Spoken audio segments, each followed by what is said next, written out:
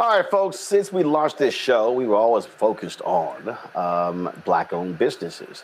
And what we've now done is partner with another Black-owned company to create a shopping site. So go ahead and put the site up. And so and again, so on this site, which you can access through Black Star Network, you can access through Roland Unfiltered. It allows you to be able to shop these products. So it's ShopBlackStarNetwork.com, ShopBlackStarNetwork.com. And we're going to be featuring different guests every single day this week, but also every Tuesday in our marketplace segment, giving you an idea of these Black-owned products. We see what's happening with Target, these other companies ending their DEI efforts, not supporting Black-owned businesses. And so this is a way where you can actually support them directly. Well, a former educator turned her passion into purpose by launching a company that combines her two loves, teaching and coffee. Ezra Coffee is a premium brand where every blend tells a Black story. From 64th in Tulsa to Lord Baldwin, Jessica Taylor merged her love of coffee with her passion for empowering young people to finish college. For many young adults, financial holes put their degree completion at risk. Well, Jessica found a way to build a business and break financial barriers for students. She joins us right now. Jessica, how you doing? I'm well. How are you? And thank you for having me. So, look. The people, look, we know people drink coffee. And so why did you choose this avenue to go in? Yeah. So I grew up enjoying coffee with my siblings. So we started drinking coffee about 7 years old. We were dropped off at my grandparents' house. Oh, hell. Y'all probably have been ADHD from the beginning. Look, I understand my grandparents drink coffee every day. So I think I probably stopped about 9. Praise the Lord. I ain't had coffee since, but I know exactly what you're talking about. They drank coffee. We drank coffee. Right. So you can imagine when we got back to Atlanta after summer break, my mom was like, what are these kids doing drinking coffee? So she calls my grandparents and it's a whole uproar. However, fast forward, I started traveling, noticed that coffee tastes different in different places. And so during my sister, she suffers from lactose intolerance, which is what 64% of the community suffers from, with the largest group being Black and brown people. So she can't have any milk in her coffee. She also has a soy and a nut allergy. So she can't do any of the other milk-based additives too. So we provide our mixed-based origins in which people can enjoy the taste of coffee with the boldness and low acidity without the bitterness of it as well. So all of our blends, we have an Ethiopian Sumatran, an Ethiopian Colombian, a Kenyan AA. We have a cognac flavored blend, candy yams, and all those different things as well too. And so when I started this, go ahead. Well, for folks who don't know, coffee was founded in Ethiopia. Correct. And it's the most exported item in the world as well, too. So when we think about that, I wanted to make sure we connected those things. So the one thing that we wanted to do within this coffee was we were founded in 2021. So this is the height of the pandemic, but it's also around the time where this erasure of Black history and critical race theory is going on. So I really wanted to combine that and also coffee, and where we're continuously telling the stories of Black people that are not rooted in adversity or slavery, but really kind of highlight the beauty of them. And so we have our 64th in Tulsa blend, which highlights the Civil Rights Act of 1964 in Tulsa, Black Wall Street. And we also have our Lord Baldwin, which honors Audre Lorde and James Baldwin. And then all of these blends tell the story of how these things came together on the back of the bags as well. So when did you launch it? What year did you launch the business? Yeah, we launched February 2021.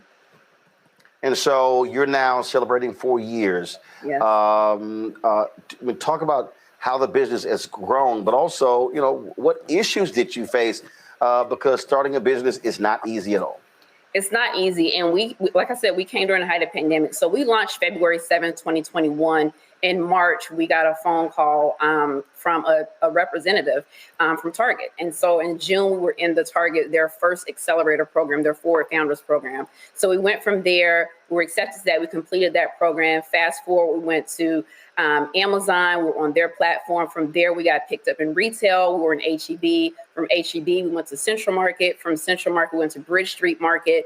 And now we just launched again in Fresh Market here in Texas. So within 16 months, we were on retail shelves. And within 2.5 months, we were in our first accelerator program for diverse founders. So we've grown pretty fast and done pretty well.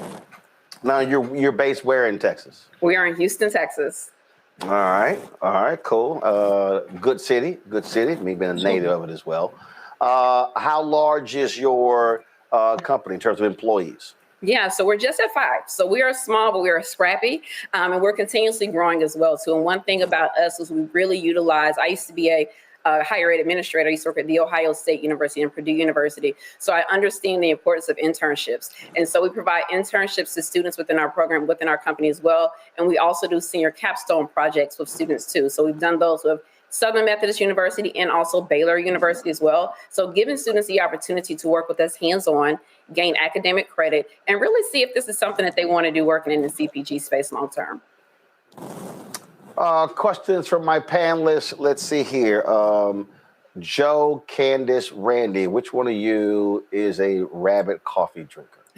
I am, but I'm going to qualify it by saying that I drink decaffeinated sometimes because the regular is kind of hard on my stomach. So I got a 2-part question.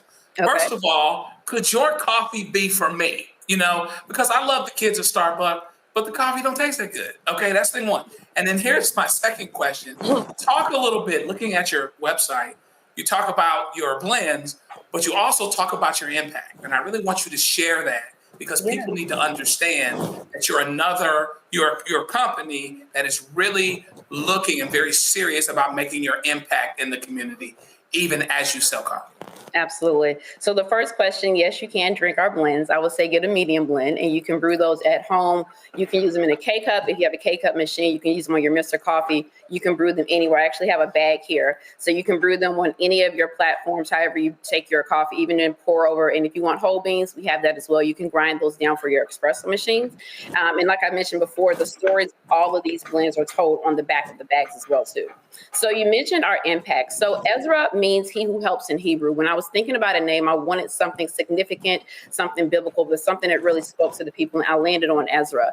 And so what we do is we use a portion of our proceeds to provide scholarships to students who have holes on their account that are preventing them from graduating. And so our scholarship opens every year on Juneteenth. And so we'll be opening again this year. And what we do is we pay off those holes on those students' accounts so they can return to school without leaving with student loan debt, graduating with a degree. And so I came with that because I used to be a lead reviewer for Bill and Melinda Gates. I used to do UNCF when I was with Toyota. Push Excel with Jesse Jackson. If it's a scholarship, 9 times out of 10, I've touched it. And there was a lot of scholarships that students were able to get to campus. They had tuition while they were in campus. Some even had books. But when you're working with first generation low income students, there are also ancillary fees that may come to their accounts or holes that are placed on their account that scholarships typically do not cover and the families are not able to cover. And so when you're looking at retention and attrition, you're seeing students leaving campus, not because they're homesick, not because they don't have good grades, but there's a hold on their account that's preventing them from graduating. And so what we do is pay off those holes so those students can actually leave and finish their degree. And so one of our students in 2022, she attended Howard University. Her parents lost their job during COVID. She was going into her senior year. She only owed $793. So if we did not cover that fee for her, she would have had to leave school, sit out for a year so that she can come back and take school the next semester. So we look to make a difference and allow our customers to be a part of that as well as we send out who they were able to support, what students are able to do. And so we've supported students at Howard University, Spelman College, Southern Alabama State, Miami University, Ohio, East Texas Baptist University as well, to name a few. Amazing. Thank you for that. Of course. Randy? First of all, congratulations. I just love that your brand has just put so much of you throughout it and what matters to you. What's next? How do you see yourself? It seems like it's very important to you to work within your community or to elevate your community. So what is your vision to carry that even further? Yeah, so our goal from my lips to God's ears and us here being 2 or more gathered is that we'll have a brick and mortar store and it will continue to expand our retail footprint. You know, the work that we do is great, but I want us to be able to award even more scholarships. I don't want us to actually have to be in a session where I have to send emails and tell parents, unfortunately, we can't help you this year. So I want us to continue to grow and to expand so that we're able to bless more students. We're able to provide more amazing blends and, more importantly, tell more unique stories. Our Le Grand Duc 1928 blend, which is our cognac blend that we have here too, it tells the story of Eugene Bullard, who was the first African-American fighter pilot in World War I. He wanted to open a club after the war, but he couldn't because he couldn't get alcohol because he was African-American. But his friend Josephine Baker was working for a cognac company as an ambassador. Fast forward, we have Irv Douglas, who's also working for the same cognac company. He's selling this cognac company, cognac as a distributor, and that cognac is what you know now as Hennessy. And so what we want to do is continue to weave these stories in about us that are kind of unsung and people don't always know about, but always be able to uplift our history in spaces where they're trying to erase it. Candace. Amazing packaging, amazing stories. I'm wondering, what can you share with people about your marketing and how you maybe had to change advertising, especially during COVID and then now in 2025? What has worked for you? Yeah, so we started in COVID. So we started in the era of social media. And so that's worked for us. And in retail, I will tell everyone boots on the ground. So we do demos at different grocery stores all across Texas and other states, Michigan as well, that we're into to continue to drum sales. Ads are another thing that we typically do as well, too. Press and events like this are things that we do as well, too, to continue to keep our marketing in the front of people so that they're actually looking at this and looking at our coffee as something that they want to be a part of as well.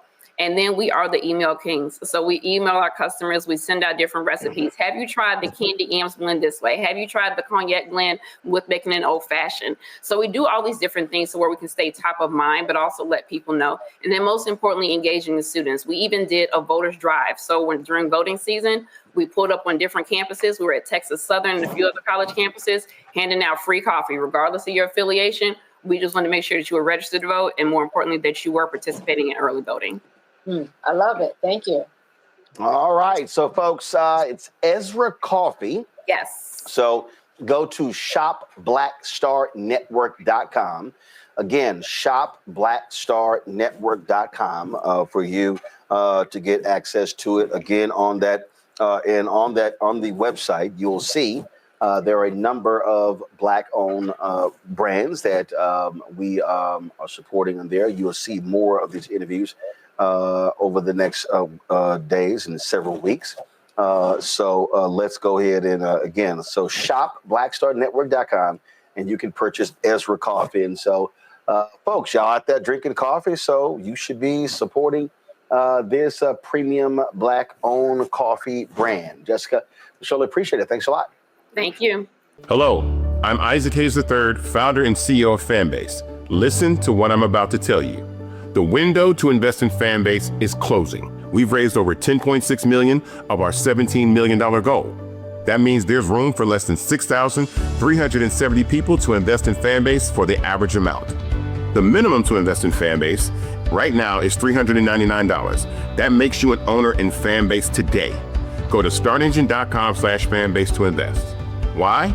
Because current social apps have taken advantage of users for far too long, with content suppression, shadow banning, harmful racist content, and no real tools for monetization and equity. Fanbase has over 1.4 million users and counting, allowing anyone to reach all their following and monetize their content from day one. Social media is the new TV, and whoever owns the apps that distribute that content have the opportunity to own potential billion-dollar companies. While big platforms with uncertain futures are failing to serve their users, Fanbase is stepping up to fill the gap. Don't wait until it's too late. Invest now, invest for yourself and your future. Go to startengine.com/fanbase and own the next generation of social media.